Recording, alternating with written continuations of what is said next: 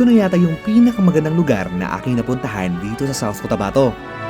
Ito ang binansagang Crown Jewel of the South. So, nanatakaroon sa CTO Sala Cafe and diri ito ang jump off. Ang ruta natin ngayon patungo sa Lawa ay ang Sitio Cule. Pero bago marating ang nasabing lugar, ay kailangan munang sumakay sa kanilang nakakalulang habal-habal. So, going to Sitio Cule, kinakailangan sumakay sa kanilang habal-habal. Hindi ito ang unang pagkakataong marating ko ang lugar, kaya't alam ko kung gaano ka-intense ang adventure sa pagsakay ng mga motor dito.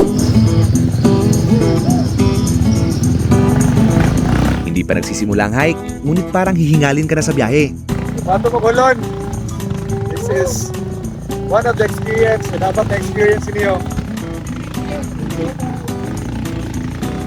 Oh, Oh, yes! sabi.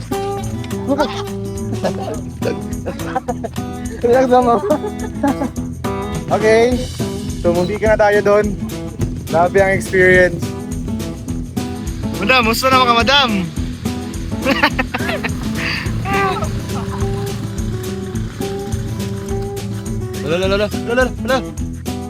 Sayang, reels na. Pagkalipas ng kalahating oras, ay nakarating na kami sa Sitio Cule. Hello everyone! So, andito na tayo ngayon sa Sitio Cule. So, dito tayo magsisimulang mag-hike. So, bago tayo aakyat sa Lake Colon, magsasagawa muna tayo ngayon ng orientation dito sa kanilang Cule Receiving Center. Pumasok na kami sa isang silid upang isagawa ang orientation patungkol sa aming pag-akyat. Dito ay ibinahagi nila ang kasaysayan ng Lawa at kung anong mga dapat gawin sa aming paglalakbay. Thanks God, dahil safe kayong lahat na nakarating dito sa Cule Receiving Center or Cule, the Hunter's Trail po. Pagkatapos ng orientation ay nag-alay sila ng sayaw ng mga tiboli. Isang magandang karanasan ito para sa aming mga turista na makita ang buhay nilang kultura.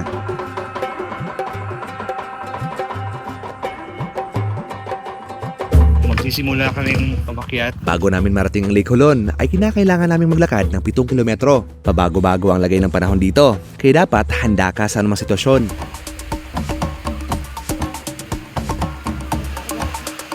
Ito ang pinakamahirap sa isang trail. May mga panahon talaga na hindi ka mabibigyan ng isang magandang clearing. Sa bahaging ito, hindi namin alam kung makikita ba namin ang buong lake sa view deck nito. Ito ang huling bahagi upang makita namin ang Lake Colon. Kahit pagod na ang aming katawan, ay unti-unti itong napapawi nang nalaman naming malapit na kami. Kuya, ako na rin mabot. At lumipas ang ilang sandali, ito ang bumungad sa amin.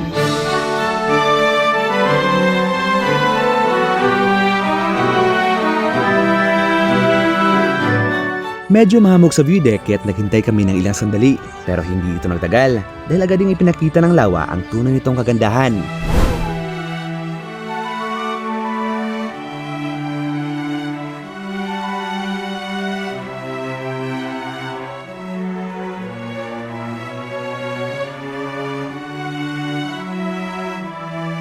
Gaya ng sinabi ko, hindi ito ang unang beses na napuntahan ko ang lugar na to.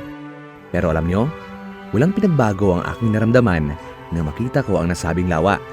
Naroon pa rin ang paghanga, katahimikan at kakaibang saya na mahirap ipaliwanag. Yan ang tunay na mahika ng lugar na to, na kahit ilang beses mo itong balikan, para pa rin itong unang pagkakataon na iyong natutuklasan ang kagandahan nito. Ikaw, anong karanasan ang hindi mo malilimutan dito sa Lake Colon? At kung hindi ka pa nakapunta, huwag mong sayangin ang pagkakataong kaya mo pa. Maraming salamat sa inyong panonood. Isang karangalan na kasama ko pa rin kayo sa huling bahagi ng videong ito. Marami pa tayong magagandang lugar na pupuntahan. Ako si Kevin. Hanggang sa muli.